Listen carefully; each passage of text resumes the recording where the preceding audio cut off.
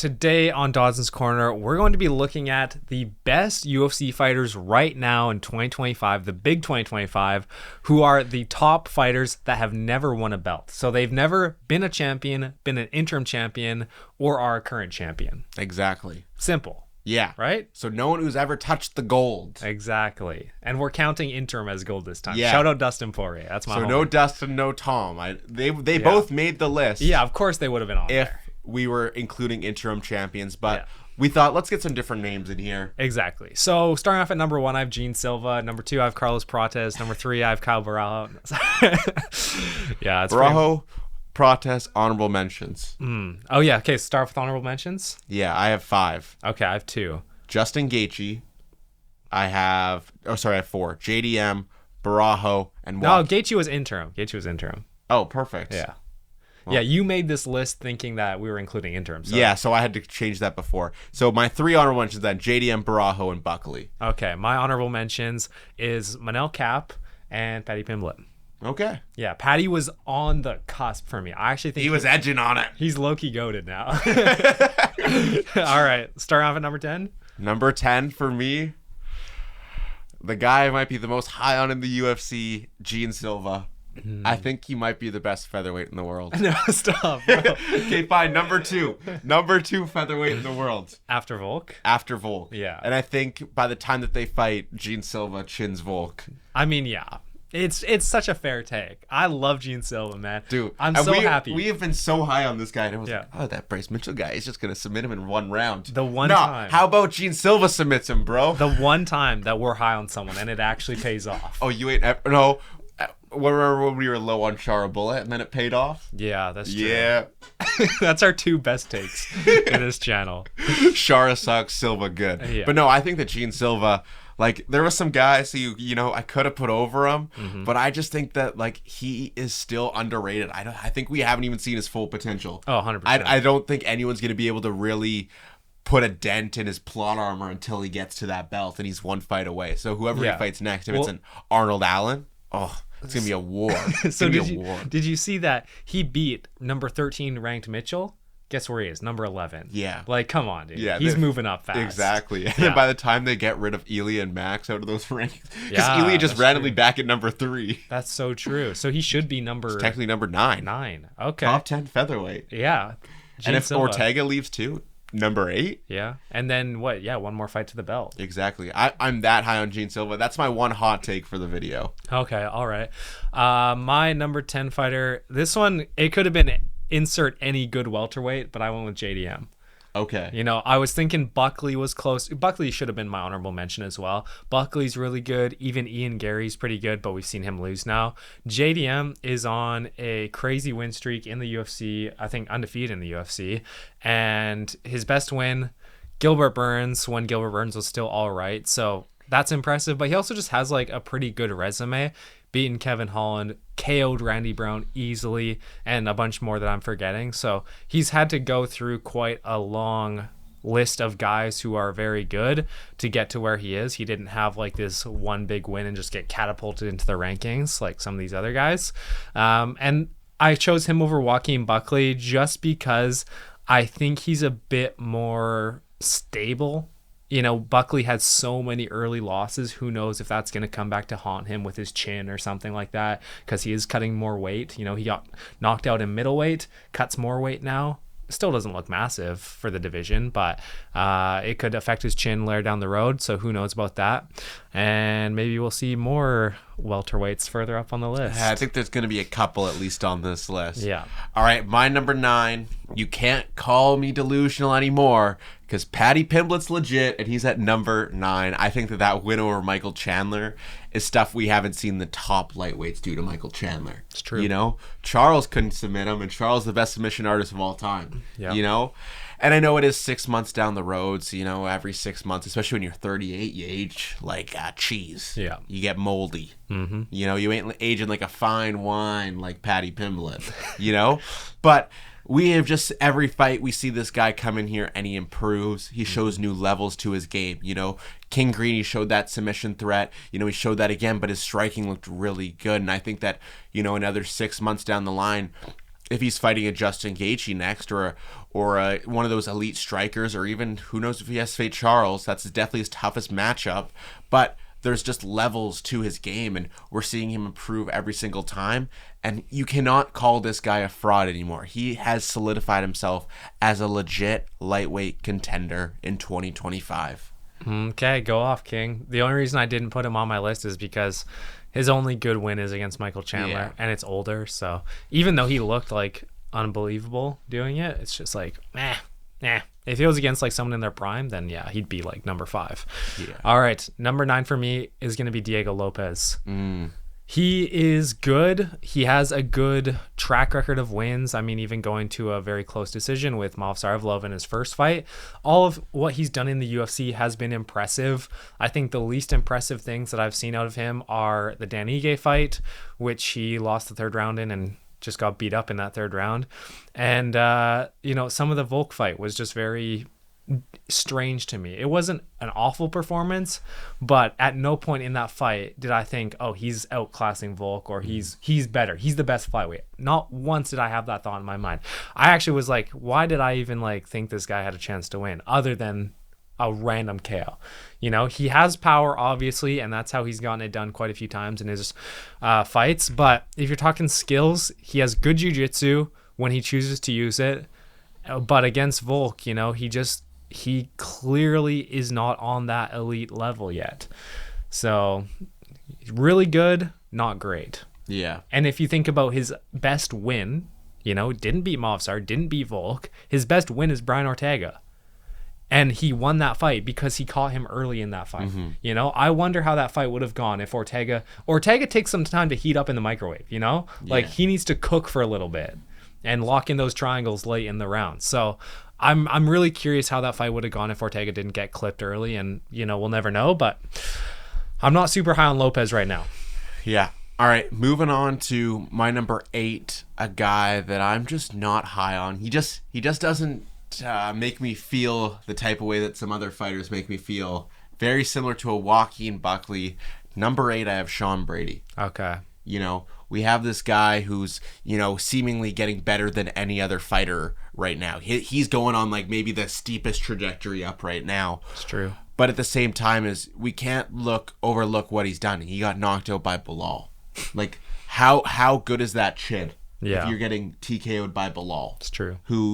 I think that's Bilal's only finish inside of the UFC is Sean Brady. And that's what led me to predict against him in that Gilbert Burns fight. And then we go into the Leon Edwards fight, and I was like, you know what, Leon Edwards surely got him. You predict against him, lose again there. But I think going up against a guy like Bilal again, I think that Sean Brady, he's just very little. He's very small for welterweight. He did look bigger in his last fight. I think that Bilal just out-wrestles him, outstrikes him, But I think that if he has to go up against one of these elite strikers who are actually more active than Leon Edwards, like a Shavkat or like a JDM or a guy like Joaquin Buckley with crazy power, I think his chin could struggle in those fights.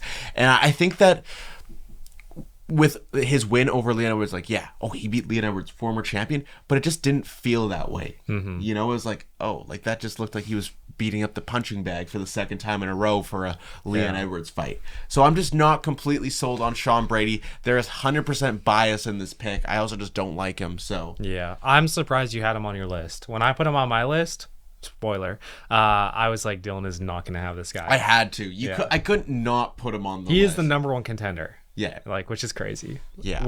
We don't recognize you here, Sean Brady.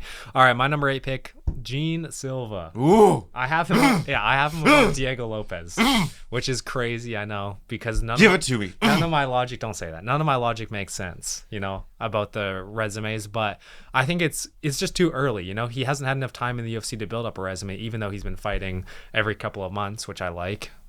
He's beaten, Melsik Bagdasaryan, nobody. His biggest win is over Bryce Mitchell, which he dominated him, literally toyed with him, Walking bro. the dog. Exactly. Knocked him down, 2 or 3 times, and then ninja choked him, and almost got a guillotine in the first round. Yeah. It was not a competition. No. And we low-key predicted that. We thought he was going to dog walk him, but everyone else didn't. Wow. So I'm just so high on Jean Silva right now. I think if we'll look at the featherweight rankings right now, He's ranked 11.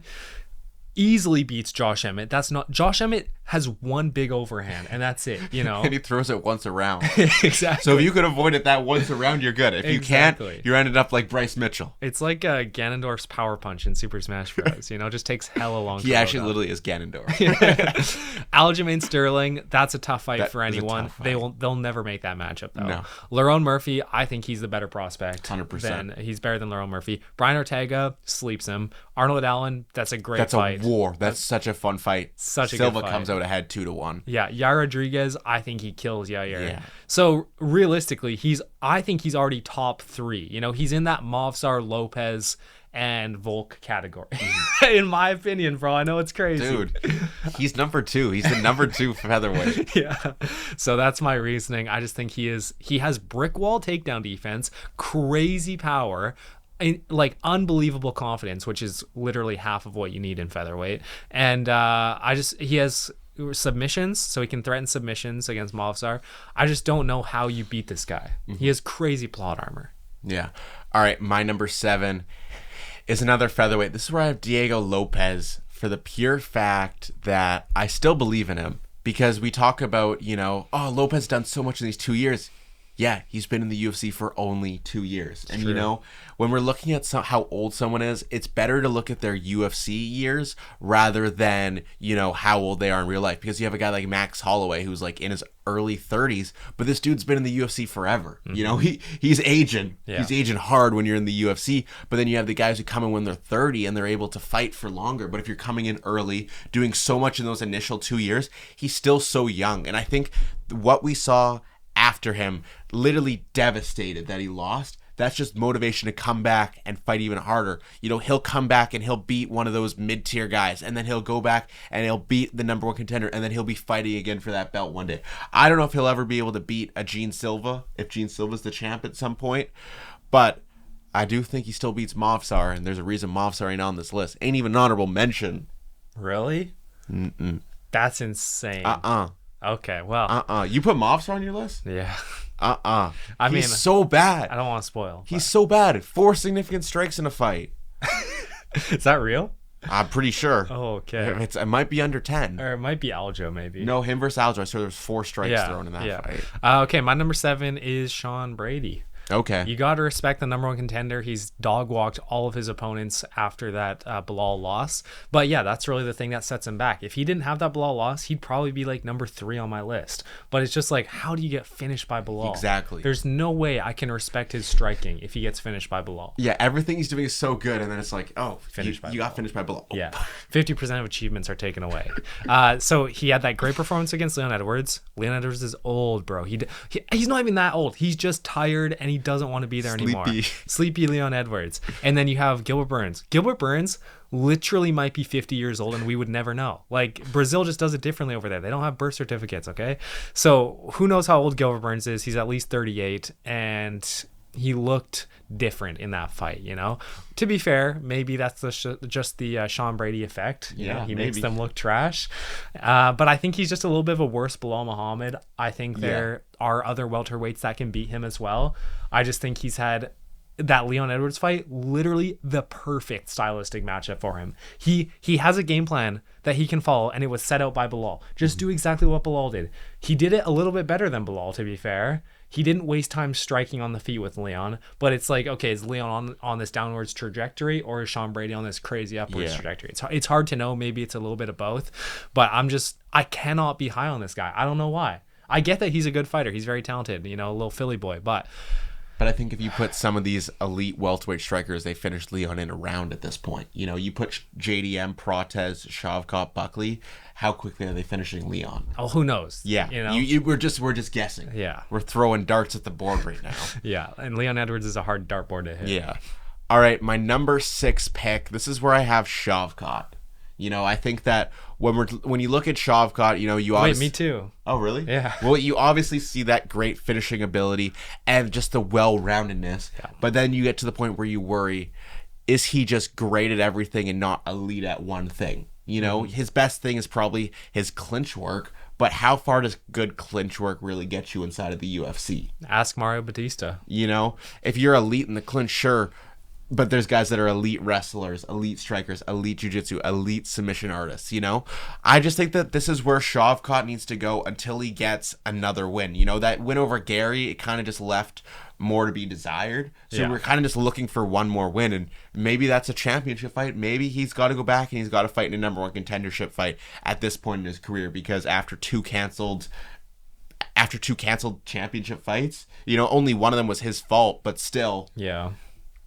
Yeah, like you can't keep booking him forever. Exactly. You know? Yeah, well, I guess my reasoning is pretty similar. Like, he's obviously skilled and he has the skills to become a champion. It's just like, a little bit of a question of like, okay, how does he do against top guys in their prime? We saw against Ian Gary, but I think we both agree Ian Gary's underrated, so still a very good win. And you know, you can say Ian Gary got close to a submission attempt, but he didn't get a submission. You know, Shavkat survived that round, could have won the next couple rounds too. You never know. And he's hindered by the fact that there's so many good welterweights. Exactly. You know, it's like, will he ever win a championship? Probably, but also maybe not, because there's so many good guys.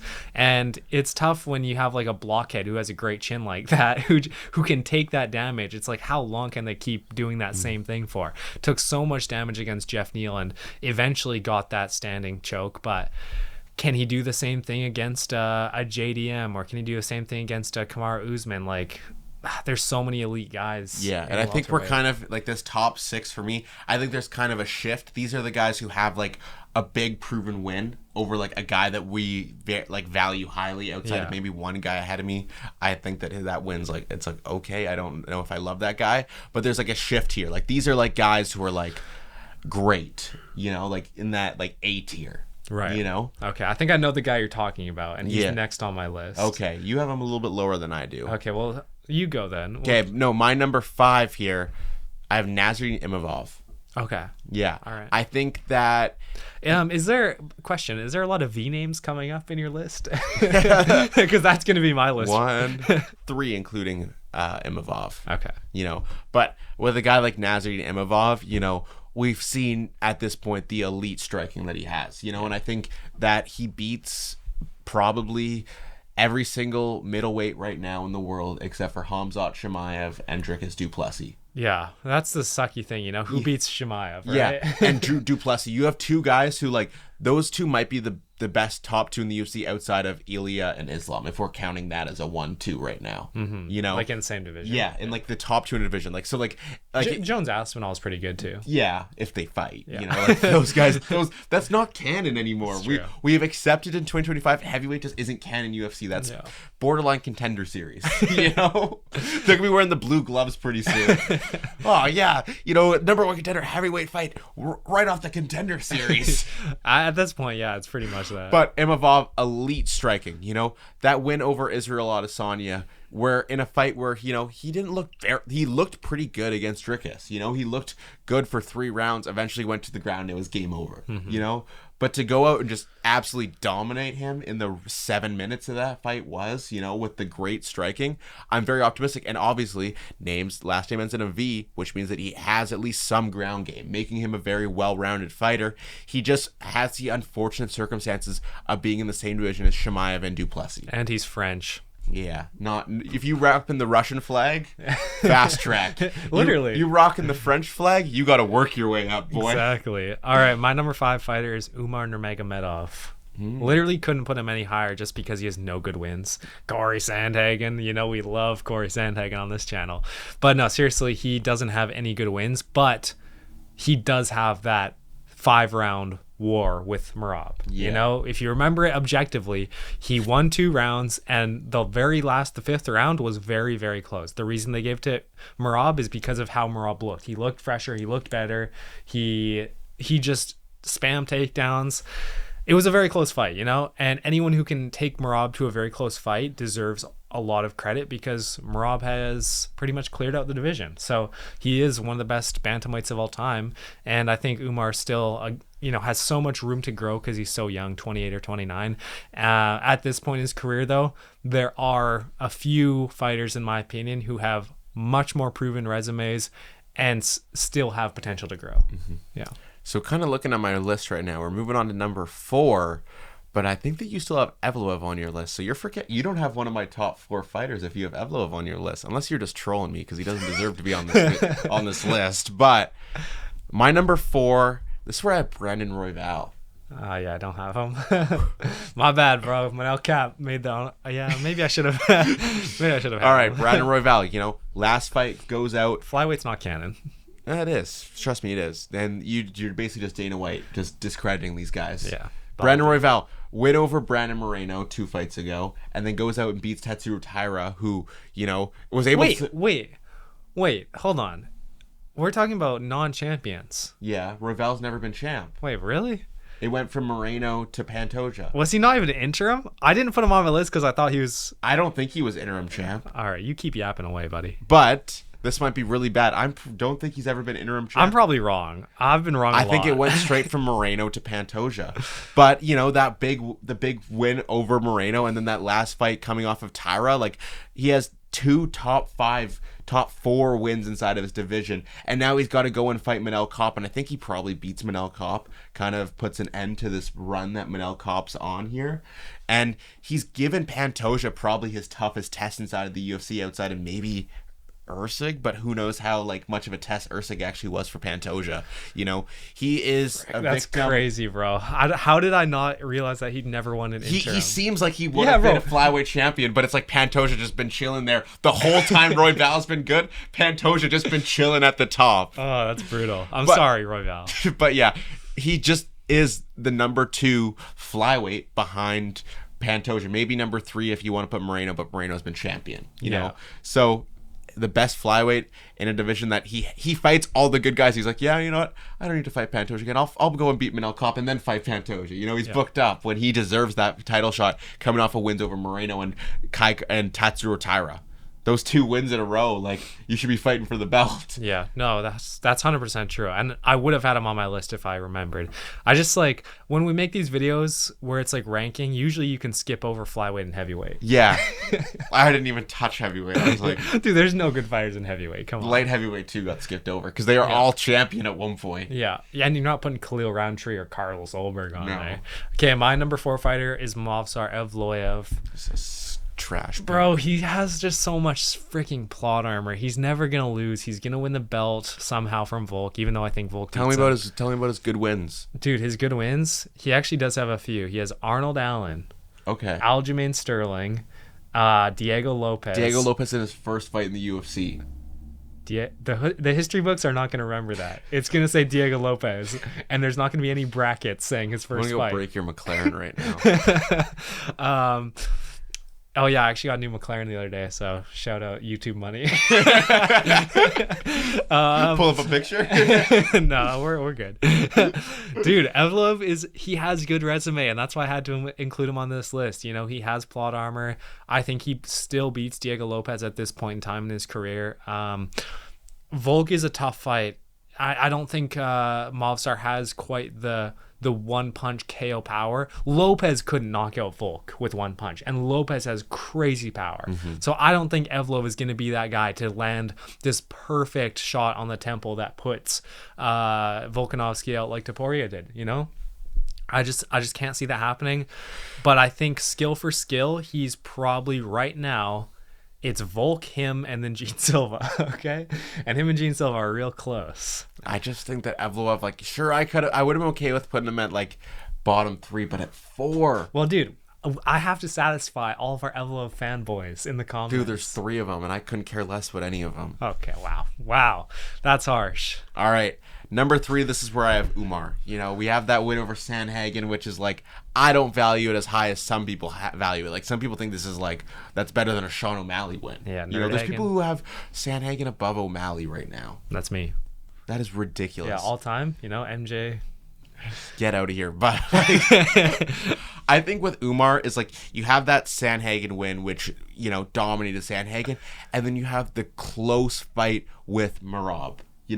Put up a better fight than Sean did, I would say. Yeah. I don't know if you can really argue that. No. Those first 2 rounds, it looked like for sure he was just going to 50-45 Merab. Yeah. It's okay, yeah, this is actually, next Khabib. If he had that pace for the entire round, he would have. Yeah, but then it's oh, guess what? Merab's just that good. Yeah. So I think that he is the second best bantamweight in the world, and bantamweight, that top 5 might be the best top 5 in the UFC, you know? And I think that anyone else in that division is champion, he probably beats them, you know? And I think if you put his skill set with that elite striking, with his ability to wrestle, because he's an Nurmagomedov, you know, his elite grappling with his elite striking, like, there's not very many people better than him except for 2 guys ahead of him, you know? No, that's a fair. And I think that, you know, obviously one, or like, he's going to keep on building that resume. Like, I think that, I don't think anyone else beats him besides Merab. So he's just going to kind of pick up, you know, get another couple wins, then go back and try again against Merab, lose, go try, you know, fight a couple more guys, try again, probably lose again.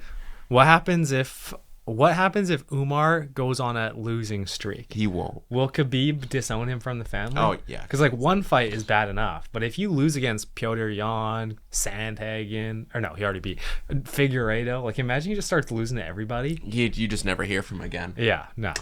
Vegas to him. Exiled. Okay, my number 3 pick. This is where I got Nasruddin Imavov. He's so good. He's actually super, super good, just doesn't have name value. That's why he gets overlooked. You know, if this guy had the aura of Shavkat, people would 100% be calling him future GOAT of the sport. You know, KO's Izzy in round 2. Looks very good doing it. He has the straight down the punches striking, you know, great boxing, great defensive work as well in striking, as well as the wrestling.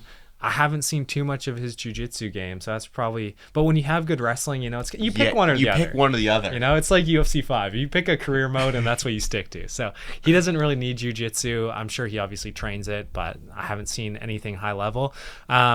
His other wins, like, he just has a lot of really decent wins, even earlier on in his career. Joaquin Buckley, when Buckley was at middleweight, like, that's a really good win.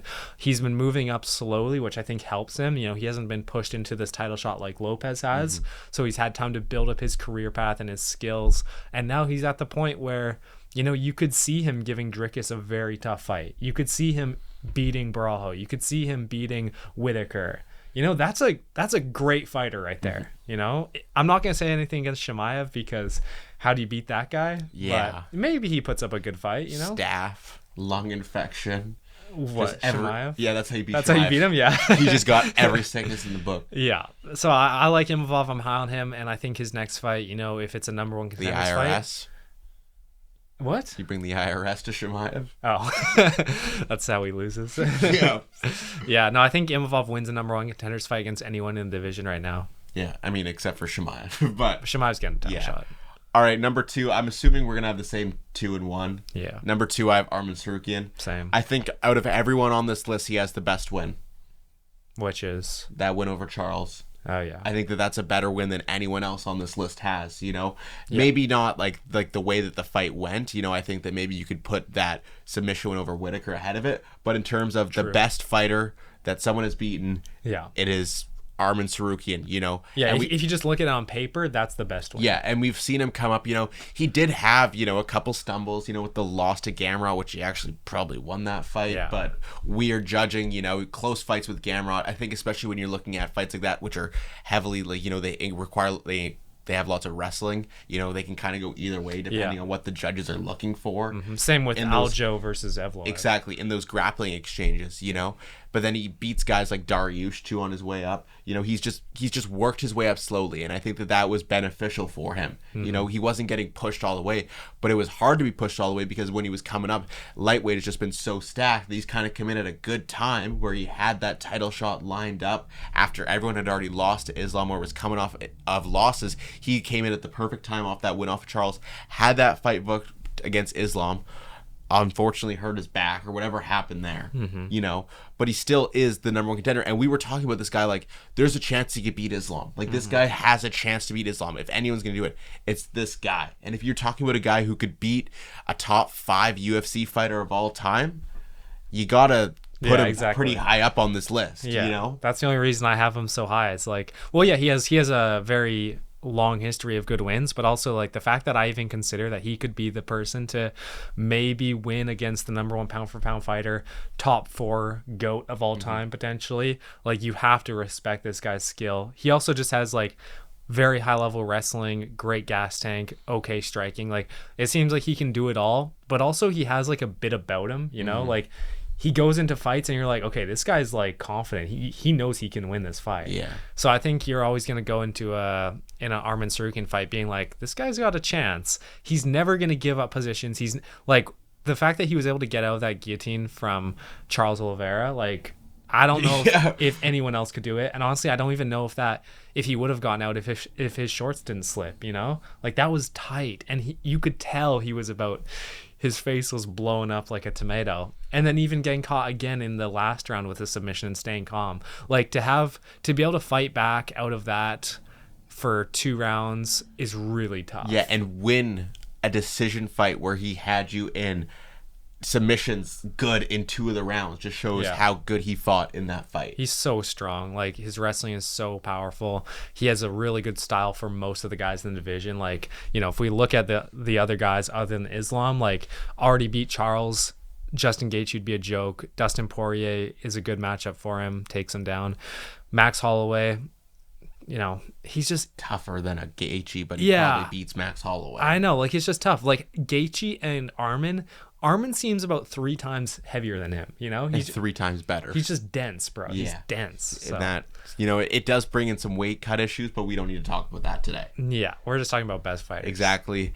And number 1, it's no other than Khamzat Chimaev. Brandon Royval. You know, when you're looking at Khamzat, he was the type of guy that a few years ago you've been like, oh yeah, he's for sure already champion by now. But, you know, he had that, you know, like the fighter's plague, we'll call it. Fighter plague, yeah. Fighter's plague for a few years. Now he's back. You know, he's looking like he was going to have that fight. Who knows what's going to happen anymore against Dricus? Maybe interim belt. So who knows how long he'll stay number 1 on this list. But I consider him maybe the best fighter inside of the whole UFC, a top 3 fighter for sure. So you're making a list like this, it's pretty easy to put him at number 1. Yeah, we're lucky that he hasn't become champion yet. No, it's only a matter. He probably would have been on this list 3 years ago too. You know, like he's been 2020. He's on this list. He's been that good for that long, which is crazy. He has the fact that it's only because he had to move divisions. You know, he was that top 5 in welterweight, could have gotten a title shot in his next fight, but just couldn't make the weight. Yeah. You know, like if he was reliable, he would have already gotten a welterweight title shot. But then he moves up to middleweight, kind of has to prove himself again. So he's just had enough time to have all these really big matchups. He's had so many fights against ranked opponents where he's won. You know, Gilbert Burns, Kamaru Usman, and Rob Whittaker.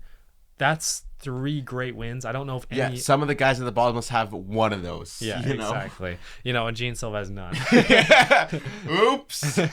But, I mean, Chimaev's undeniable. He's by far the most skilled fighter without a belt right now. Yeah. Surely it's only a matter of time. Exactly. And if not middleweight, light heavyweight. Yeah. All right, that's going to wrap it up for us today. Make sure you guys go down to the comments. Let us know who you think the best non-champion right now inside the UFC is. While you guys are down there, make sure you guys are liking and subscribing. We appreciate all the love and support. We'll see you guys next time. Peace. See ya.